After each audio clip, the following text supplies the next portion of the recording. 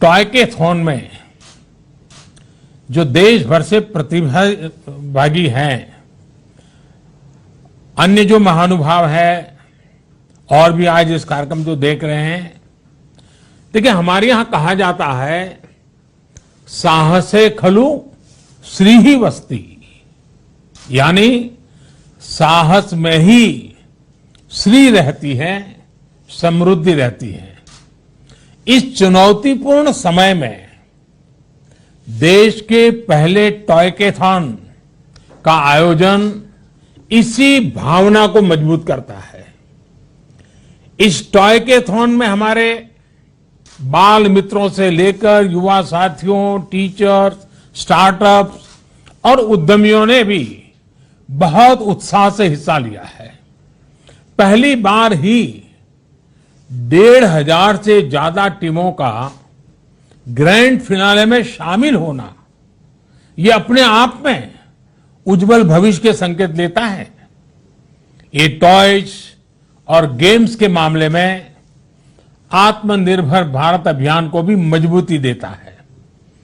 इसमें कुछ साथियों के बहुत अच्छे आइडियाज भी उभर करके आगे आए हैं। अभी कुछ साथियों के साथ मुझे बातचीत करने का अवसर भी मिला। मैं इसके लिए फिर से एक बार बधाई देता हूं। साथियों, बीते 5-6 वर्षों में हैकाथॉन को देश की समस्याओं के समाधान का एक बड़ा प्लेटफॉर्म बनाया गया है। इसके पीछे की सोच है देश के सामर्थ्य को संगठित करना, उसे एक माध्यम देना। कोशिश ये है कि देश की चुनौतियां और समाधान से हमारे नौजवान का सीधा कनेक्ट हो। जब ये कनेक्ट मजबूत होता है तो हमारी युवा शक्ति की प्रतिभा भी सामने आती है और देश को बेहतर समाधान भी मिलते हैं। देश के पहले टॉयकेथॉन का मकसद भी यही है। मुझे याद है, मैंने खिलौनों और डिजिटल गेमिंग की दुनिया में आत्मनिर्भरता और लोकल सॉल्यूशंस के लिए युवा साथियों से अपील की थी। उसका एक पॉजिटिव रिस्पांस देश में देखने को मिल रहा है। हालांकि चंद लोगों को यह भी लगता है कि खिलौने ही तो है, इनको लेकर इतनी गंभीर चर्चा की क्या जरूरत है। असल में ये टॉयज, ये गेम्स हमारी मानसिक शक्ति, हमारी क्रिएटिविटी और हमारी अर्थव्यवस्था पर ऐसे अनेक पहलुओं को प्रभावित करते हैं। इसलिए इन विषयों की बात भी उतनी ही आवश्यक है। हम सब जानते हैं कि बच्चे की पहली पाठशाला अगर परिवार होता है तो पहली किताब और पहला दोस्त ये खिलौने ही होते हैं। समाज के साथ बच्चे का पहला संवाद इन्हीं खिलौनों के माध्यम से होता है। हमने देखा होगा, बच्चे घर में खिलौनों से बातें करते रहते हैं, उनको इंस्ट्रक्शन देते हैं, उससे कुछ काम करवाते हैं, क्योंकि उसी से उसके सामाजिक जीवन का एक प्रकार से शुरुआत होता है।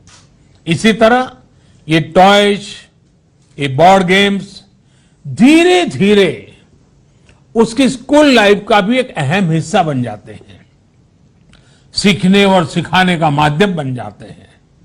इसके अलावा खिलौनों से जुड़ा एक और बहुत बड़ा पक्ष है जिसे हर एक को जानने की जरूरत है।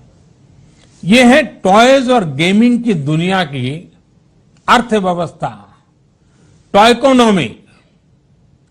आज हम जब बात कर रहे हैं तो ग्लोबल टॉय मार्केट करीब करीब $100 बिलियन का है।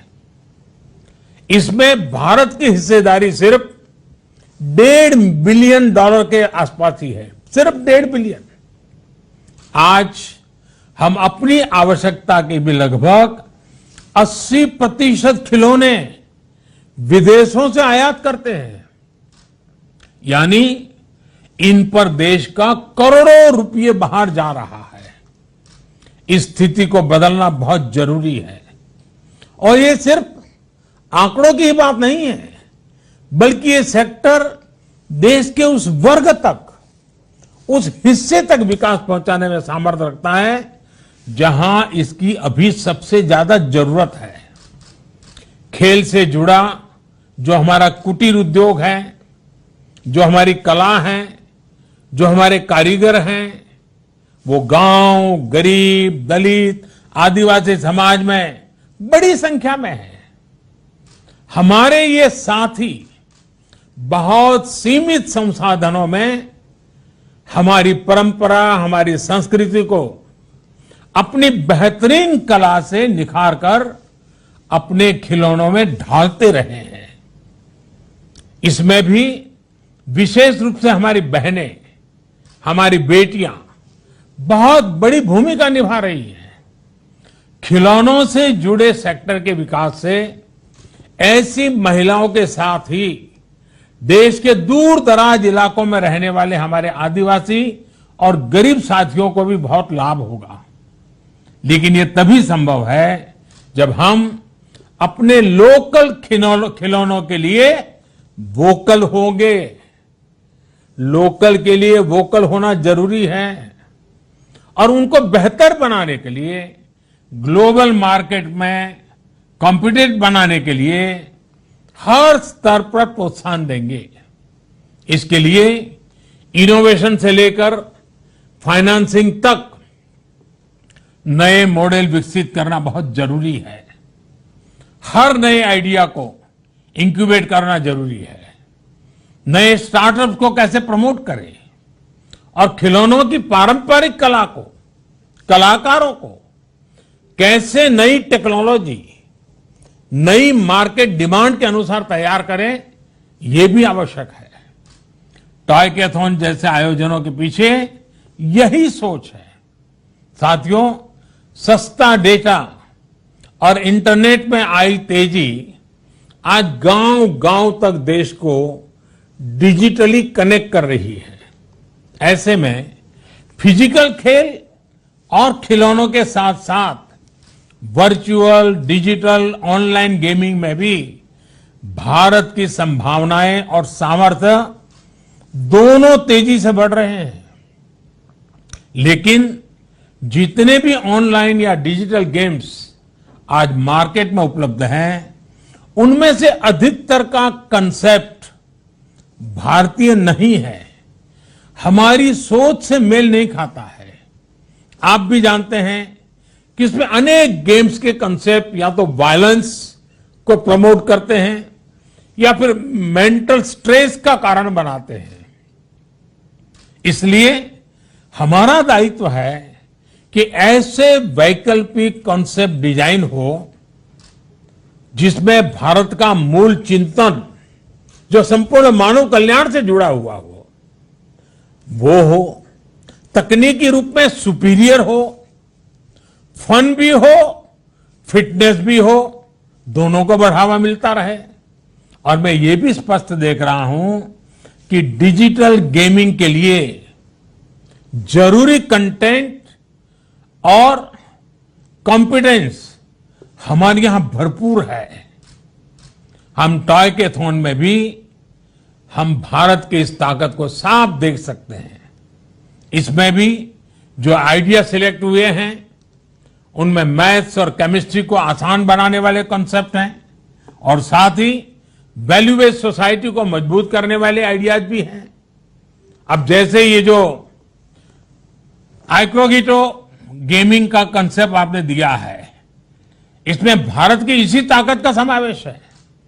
योग से वीआर और एआई टेक्नोलॉजी से जोड़कर एक नया गेमिंग सॉल्यूशन दुनिया को देना बहुत अच्छा प्रयास है।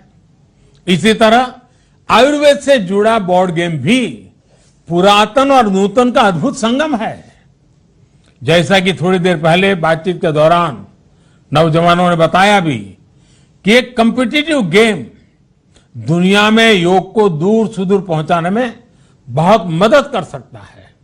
साथियों, भारत के वर्तमान सामर्थ्य को, भारत की कला संस्कृति को, भारत के समाज को आज दुनिया ज्यादा बेहतर तरीके से समझने के लिए बहुत उत्सुक है।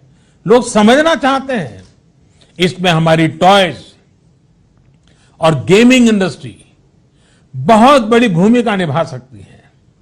मेरा हर युवा इनोवेटर से, हर स्टार्टअप से ये आग्रह है कि एक बात का बहुत ध्यान रखें।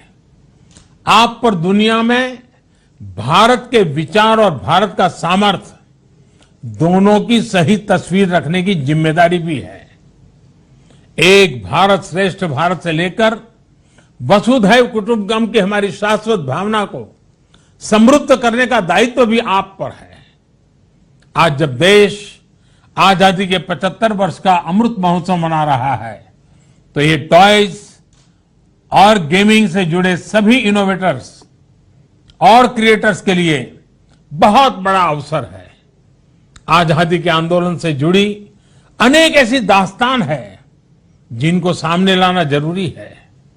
हमारे क्रांतिवीरों, हमारे सेनानियों के शौर्य की, लीडरशिप की कई घटनाओं को खिलौनों और गेम्स के कॉन्सेप्ट के रूप में तैयार किया जा सकता है। आप भारत के फोक को फ्यूचर के से कनेक्ट करने की वाली भी एक मजबूत कड़ी है। इसलिए ये जरूरी है कि हमारा फोकस ऐसे टॉयज, ऐसे गेम्स का निर्माण करने पर भी हो जो हमारी युवा पीढ़ी को भारतीयता के हर पहलू को इंटरेस्टिंग और इंटरेक्टिव तरीके से बताए।